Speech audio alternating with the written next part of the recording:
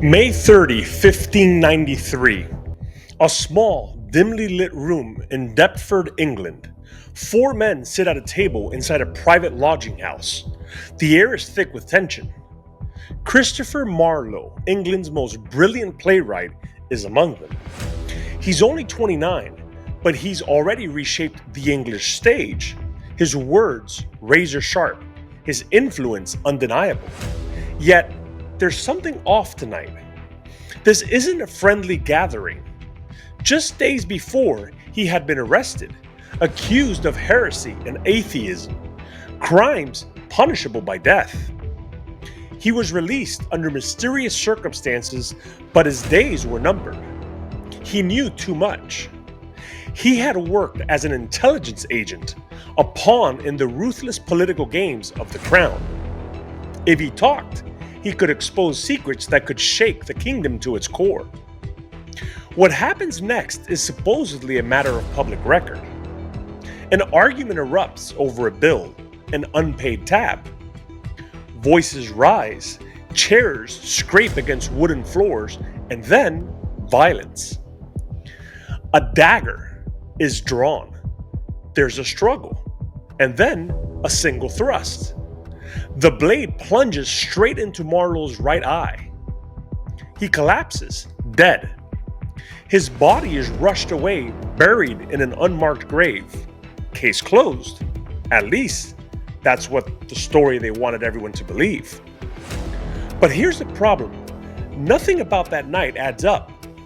The coroner's report is riddled with inconsistencies.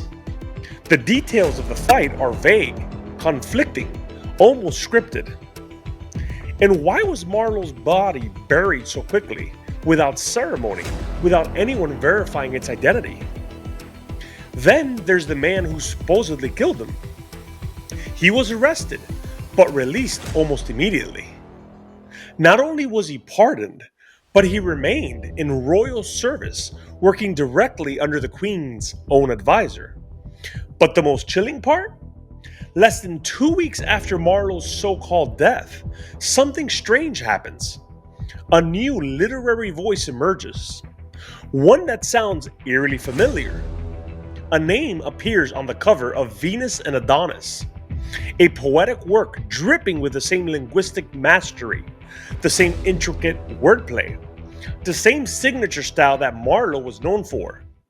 The name? William Shakespeare. Marlowe had vanished, and in his place, Shakespeare had been born.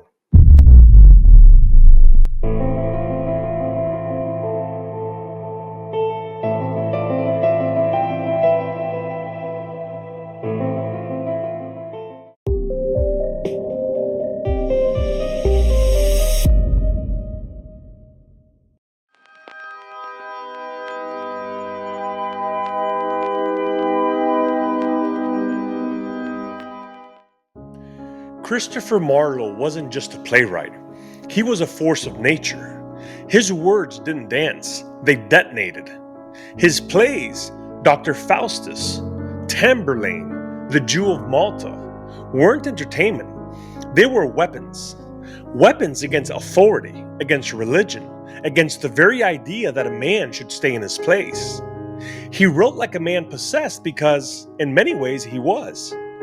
Marlowe wasn't just a writer, he was a scholar, a linguist, a philosopher. He spoke Latin, Greek, and Italian fluently. He was educated at Cambridge, but wasn't just some bookish academic.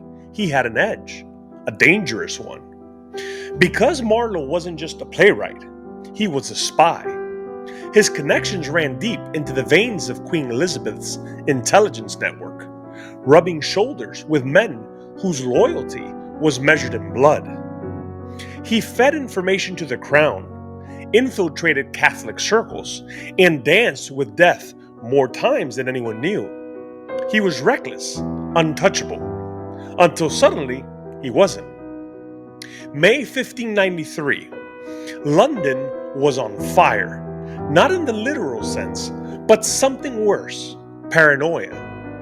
The city was drowning in fear of Catholic conspiracies, foreign spies, and heretics lurking in the shadows. And at the center of it all, a certain piece of paper. A heretical manifesto had surfaced, a document mocking the church, dripping with blasphemy. A death sentence in ink. And it was signed Tamburlaine, the name of Marlowe's most infamous character. That was all the authorities needed. Days later, Marlowe was arrested, but not in chains. No, he was taken into protective custody. A private hearing, no records, no official charges, just a quiet conversation behind closed doors. And then he was released. That never happened. No one accused of atheism or heresy was released. You were either executed or you were silenced. But Marlowe walked free for a moment. 5 days later, he was summoned to Deptford, a private meeting at a lodging house. 3 men were waiting for him. 3 men who knew how to make someone disappear. The air inside the room was thick. Pipe smoke, sweat, something else. Marlowe sat across from the 3 men. They weren't his friends. He knew that. Ingram Fraser, a known con artist. Nicholas Scaries, a money launderer. Robert Poley, an intelligence officer with a history of cleaning things up. It wasn't a friendly gathering. Marlowe poured himself a drink, but he barely touched it. His fingers tapped restlessly against the wooden table. They talked about money, about debts, about the Queen, small talk. But the real conversation was happening in glances, in the shifting weight of bodies, in the tension humming beneath the words. Then, movement. A chair scraped. A hand reached for something beneath the coat. And in a flash, Marlowe saw it, the glint of a blade. The fight was brutal, fast, a blur of fists, bodies slamming into furniture, a table overturned. The dagger was out, a struggle. Then, pain. A sharp, blinding pain as steel punctured flesh, but not in the eye. That's the lie history tells you.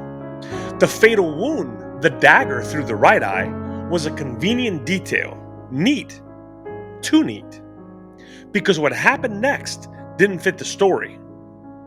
The door burst open. Footsteps. Voices shouting. And then silence. The 3 men stood over Marlowe's body. But he wasn't dead. Not yet. An hour later, a body was buried in an unmarked grave, quickly, quietly. No family, no friends, no formal identification. A rush job. A cover-up. Because the men who had been carried out of that room wasn't Marlowe. You're telling me they pulled a full-on medieval body swap, like some 16th century spy version of Weekend at Bernie's? That's insane. But you know what's crazier? It worked. You know how hard it is to fake a death back then? No forensics, no fingerprints, no DNA tests. Just slap a wig on some unlucky bastard, bash in his face a little, and boom, instant corpse impersonation. Who's going to fact-check it? The guy selling rotten meat down by the docks? The plague doctor who thinks rubbing a pigeon on your wounds is medicine? And let's talk about efficiency. This whole dead by 6 p.m., buried by midnight thing. That's not normal. That's not even suspicious. That's, we just assassinated a guy and need to make sure nobody asks questions. Level suspicious. Nobody even checked if the body was actually Marlowe. And why? Because they weren't supposed to. Because this wasn't a murder. It was an extraction. And yet, within days of that night, something else happened. A new literary voice emerged. A name that had never written a single play before. A name that sounded eerily familiar. William Shakespeare. Christopher Marlowe was gone, and in his place, the greatest writer in history had just been born. Or was he?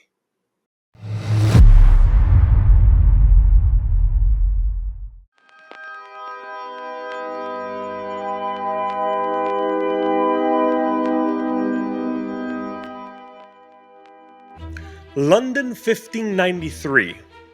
The air is thick with unease. The city is on edge. Plague ravages the streets. Religious tensions flare, and spies lurk in the shadows. Christopher Marlowe has been dead for mere weeks, and the theater world should be in mourning. His talent was unmatched, his influence undeniable, yet no grand tributes are made, no poetic laments from fellow writers. Instead, something else happens. A new voice emerges. It starts quietly, a whisper among the literary. A new poem is making the rounds, Venus and Adonis. The work is bold, elegant, unmistakably Marlovian in style. But the name on the cover? A total unknown, William Shakespeare. This name had never been attached to anything of literary significance. No history of writing, no record of schooling beyond the basic education, no formal training in poetry or playwriting. And yet, suddenly, he appears out of nowhere, wielding an impossibly refined grasp of language, myth, and classical literature. Theaters, which should have been mourning the loss of Marlowe, instead have a new sensation on their hands. The works attributed to this Shakespeare guy seem eerily familiar. The cadence, the rhythm, the sheer force of the words. It's as if Marlowe never left. Because maybe he didn't. Marlowe wasn't just a writer, he was a problem. He had enemies in high places. He was dangerous because he was brilliant, and he was reckless because he thought he was untouchable. Then, in May 1593, the hammer dropped. A warrant was issued for his arrest. Atheism, blasphemy, heresy. Crimes that didn't just get you hanged, they got you erased. His friend Thomas Kyde had already been dragged in, tortured, forced to give up names.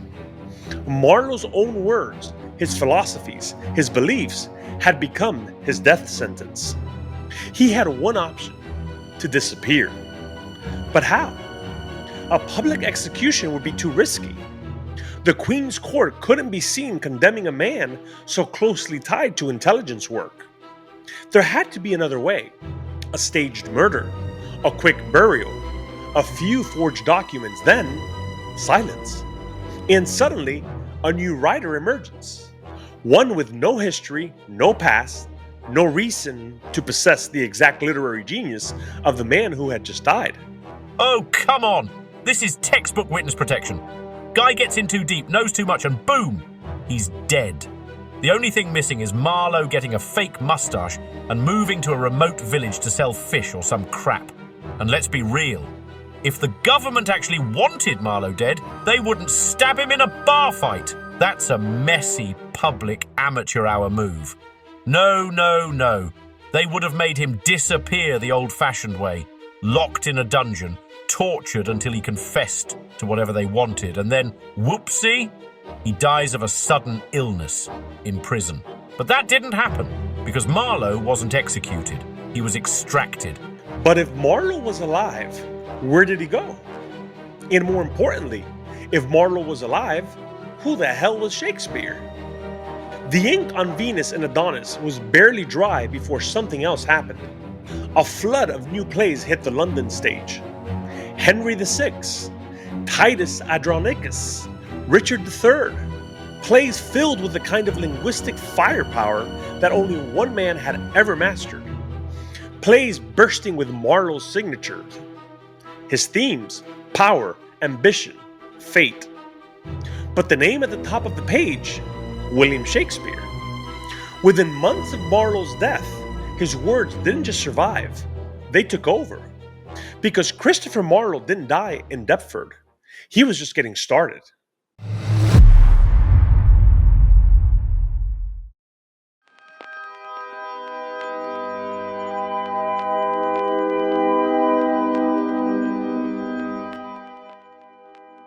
If Christopher Marlowe had truly died in that Deptford lodging house in 1593, then what happened next should have been impossible. Instead of fading into history as a brilliant but doomed playwright, something far stranger occurred. His words refused to die. A literary phantom began weaving itself into the fabric of English theater, as if Marlowe's pen had never stopped moving. The same bold themes, the same masterful use of blank verse, the same audacity of storytelling, but now under a different name, William Shakespeare. The Marlovian Theory suggests that Marlowe, facing imminent execution, was smuggled out of England. To where? Italy, perhaps, where many of Shakespeare's plays just happened to be set. A coincidence? Or a breadcrumb trail? Because here's the thing, Shakespeare, the so-called bard, should not have known what he knew. Before Marlowe's death, William Shakespeare was a nobody, a commoner from Stratford with no record of higher education, no extensive travels, no formal legal or political training. And yet, suddenly this man, this Glover's son, was penning plays dripping with knowledge of the Italian aristocracy, continental politics, legal doctrines, and classical literature that could only have come from someone extensively trained in these subjects. Marlowe had that training. Shakespeare? Nothing. And yet from 1594 to 1597, the years immediately following Marlowe's disappearance, Shakespeare's works explode onto the London stage. And what do these plays sound like? Marlowe. The same cadence, the same rhythm, the same linguistic fingerprints. Even stranger, some of Shakespeare's phrases appear lifted straight from Marlowe's earlier works, as if the same mind was recycling and refining old ideas. Was this just influence, or was it something more? For those who know where to look, the Shakespearean plays contain clues, tiny breadcrumbs left behind, like a ghost teasing at its presence. In As You Like It, the phrase dead shepherd appears, an unusual phrase. Except for one detail, Marlowe had long been known as the shepherd of poets. A morbid joke or a signature? In Love's Labour's Lost, there is a reference to Navarre, one of the very places Marlowe was rumored to have fled after his stage death. And then there's the first folio, published in 1623, the collection of Shakespeare's plays. But this book isn't just a literary masterpiece, it's a mess. Spelling errors, inconsistencies in authorship, stylistic shifts between plays that make no sense for a single writer. Some scholars argue this is because the plays weren't written by one person, or worse, they weren't supposed to be published at all. Because maybe the first folio wasn't a celebration of Shakespeare. Maybe it was a cover-up, a final attempt to seal Marlowe's words under the wrong name forever. Oh, great. So now we've got a literary deep fake from the 1600s. Classic. Hey guys, let's slap a fake name on these plays and hope nobody notices for 400 years. But let's be real. If this was just a case of some rando borrowing a few of Marlowe's ideas, fine. But we're talking about a guy with no record of writing anything. Zero, nada, zilch. Suddenly busting out the greatest works of literature ever written. I don't care how much ale you drink, that doesn't happen overnight. Either Shakespeare was a time traveler, an alien, or more likely, the greatest literary fraud in history. And if that's true, then every play, every sonnet, every word we've ever attributed to Shakespeare belongs to a dead man.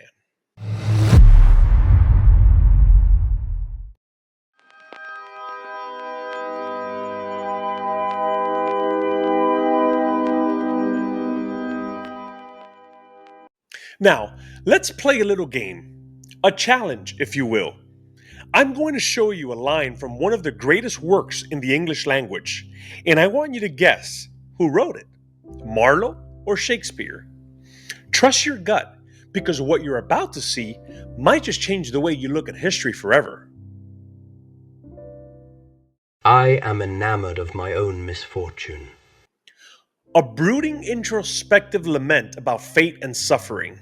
Sounds like Shakespeare, right? That deep, tragic self-awareness. Well, it's not. This line belongs to Marlowe. But don't worry, that was just a warm-up. There is no darkness but ignorance. A sharp, philosophical statement. Clean, timeless, pure Shakespeare, right? This one was Shakespeare. But hold on to that thought. We're just getting started. Accursed be he that first invented war. A curse against violence, dripping with righteous fury. Sounds like something straight out of Shakespeare's Henry V before battle, doesn't it? But again, it's Marlowe. Almost as if Shakespeare wasn't the only one writing these kinds of lines. Cry havoc and let slip the dogs of war. Ah, now this one you know. The famous call to chaos. The fury before the storm. This has to be Shakespeare, doesn't it? And it is. But here's the thing. This doesn't exist in a vacuum. Just 4 years earlier, Marlowe was writing the same kind of battle cries, the same grand poetic curses on war. And no one blinked when Shakespeare suddenly perfected it. Thou art a soul in bliss, but I am bound upon a wheel of fire. Suffering, the weight of fate, the eternal punishment of a man lost in his own despair. Shakespeare at his finest, right?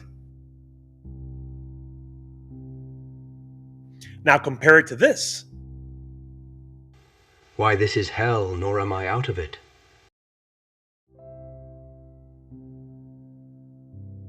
Same agony, same existential torment. But this one?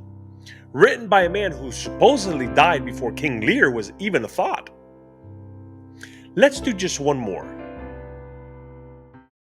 Was this the face that launched 1,000 ships? You've heard this before. One of the most famous lines in all of English literature. Surely this has to be Shakespeare. But it's not. This line, so embedded in our cultural memory, isn't Shakespeare at all. It belongs to a man who, according to history, was already dead. So if Marlowe was already writing lines fit for Shakespeare's legacy, why would the world need Shakespeare at all?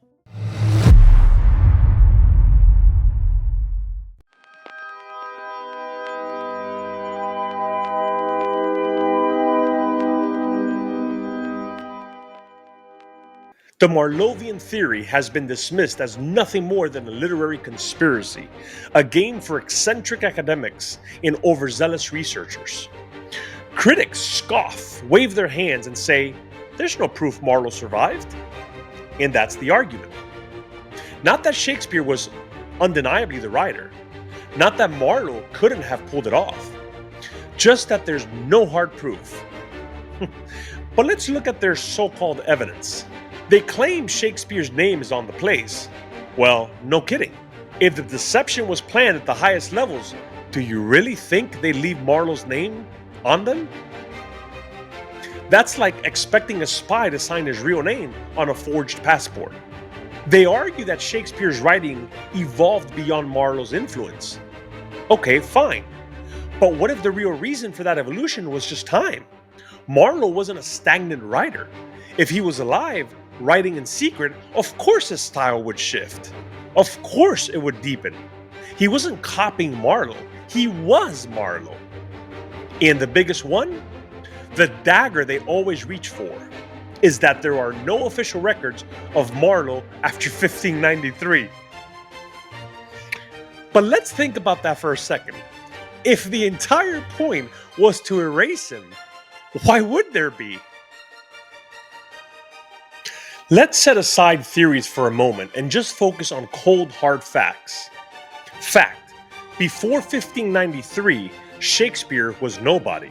no documented literary experience, no formal education beyond grammar school, no evidence that he had ever left England or studied foreign courts. Yet his works were drenched in legal, philosophical, and cultural expertise. Fact, the very year Marlowe dies, Shakespeare bursts onto the scene, fully formed, already a master of the craft. Fact, the earliest Shakespeare works are practically indistinguishable from Marlowe's. In fact, Marlowe had every reason to disappear. He was a target. He was dangerous. He was too valuable to kill outright. Yet the skeptics look at all this and say, nope, just a coincidence. Oh, right, of course. The guy just woke up one day, had a divine revelation, and started writing like the greatest literary mind in history. No training, no record, no evidence of study. Just straight up downloaded Marlowe's entire skill set like some Elizabethan matrix nonsense. I bet he also invented calculus in his spare time and discovered a cure for the plague. Give me a break. And the most damning part? Even after all the arguments, all the so-called debunking, there's one thing the critics can't explain. Not a single letter, not a single manuscript, not a single personal document from Shakespeare's own hand proving he ever wrote anything. Christopher Marlowe, the playwright, vanished.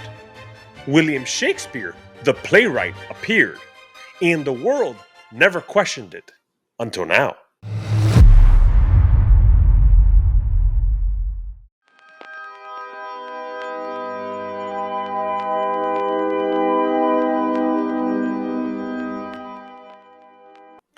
For over 400 years, William Shakespeare has been celebrated as the greatest writer in the English language. The Bard of Avon, the genius, the unparalleled master of storytelling. His works are taught in every major university, performed in every major theater, and quoted by people who have no idea they're quoting Shakespeare. His plays, Hamlet, Macbeth, King Lear, are revered as the pinnacle of dramatic writing. His sonnets are held up as the gold standard of poetic expression. Entire academic fields exist solely to analyze his works. And yet, the very things that made him great, the explosive use of blank verse, the political intrigue, the philosophical depth, just happen to mirror the exact qualities of Christopher Marlowe's writing. His linguistic fingerprints are all over Shakespeare's works. His themes, his obsessions, his very soul somehow carried on under a different name. And for centuries, no one questioned it. Instead, scholars built libraries in Shakespeare's honor. Monuments were erected. His birthplace in Stratford became a shrine. Meanwhile, Christopher Marlowe, the man whose words may have actually shaped history, was buried in an unmarked grave, forgotten. And people say I have an ego problem. This guy allegedly stole the greatest body of work in literary history and got knighted as the greatest writer of all time. That's like stealing the Mona Lisa and getting hired by the Louvre to paint more. Unreal. And the greatest irony? If Marlowe truly was the man behind the curtain, then the most famous name in literature belongs to a dead man.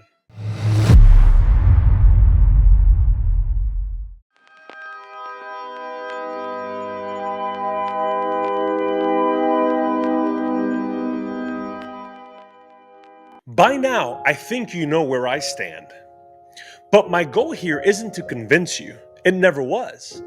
My goal is to tell the story, to lay out the facts as I see them, and let you decide for yourself. Because in the end, that's what history is. Not just a collection of names and dates, but a puzzle, one where the missing pieces are often more revealing than the ones we're given. So ask yourself, if everything we know about the greatest literary figure in history was built on a deception, what else have we blindly accepted? For centuries, entire institutions have been built on the works of a man who may have never written a single word. Academic careers, literary movements, the very foundation of English literature itself, anchored to a name that may have been nothing more than a mask.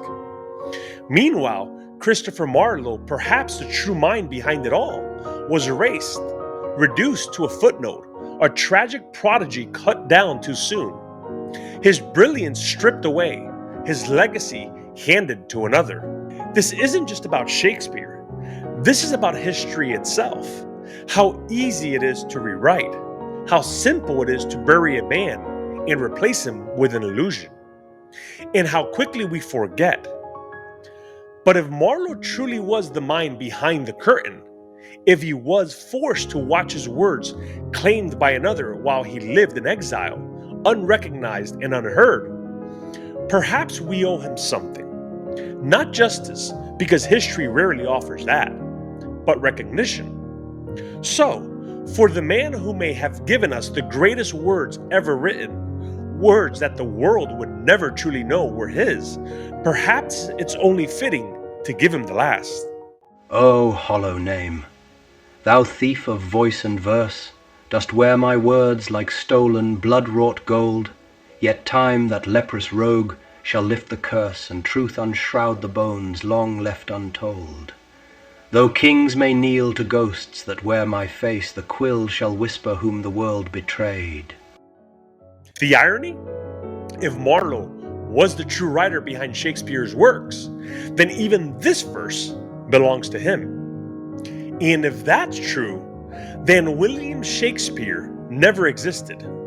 Not as a playwright, not as a poet, not as a legend, just a name, a lie, a shadow cast by a man the world was never supposed to remember. Alright folks, you made it to the end. I'm Ralph, that's Wendo, who by the way is still salty about humanity in general, and this has been another crazy ride on Divergent Files. If you laughed, learned something, or just didn't totally hate this, smash that like button, hit subscribe, and poke all the buttons that make the YouTube algorithm gods happy.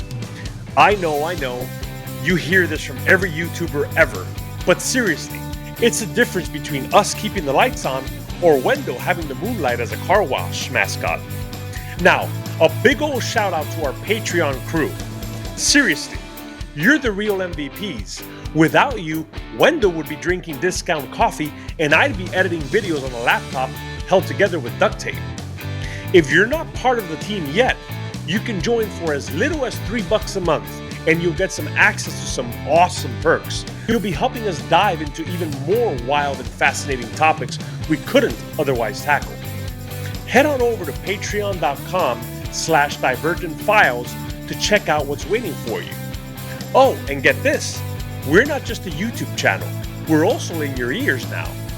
Check out Divergent Files Project Podcast wherever you listen to podcasts. It's got extended episodes, unfiltered content, and some deep dives into stuff that YouTube would totally freak out about if we unloaded up here. Seriously, if you think we push boundaries on YouTube, wait until you hear what we unleash over there. And here's the deal, folks. You're not just an audience. You're the lifeblood of this channel. Your curiosity, your wild theories, your random comments, they're what keep this thing alive. Got an idea for a video? Drop it below. I read them all, and yes, even the unhinged ones. And who knows, your idea might be next on deck. So here's the takeaway. The world is weird, the stories are weirder, and we're just trying to make sense of it all. Thank you for sticking with us, for showing up, and for being part of this wild experiment. Until next time, stay curious, stay kind, and remember you are truly appreciated. Now go grab some meat, throw it on the grill, and while you're at it, tell your neighbour about Divergent Files. Preferably before you've had too many beers and start talking their landscaping again.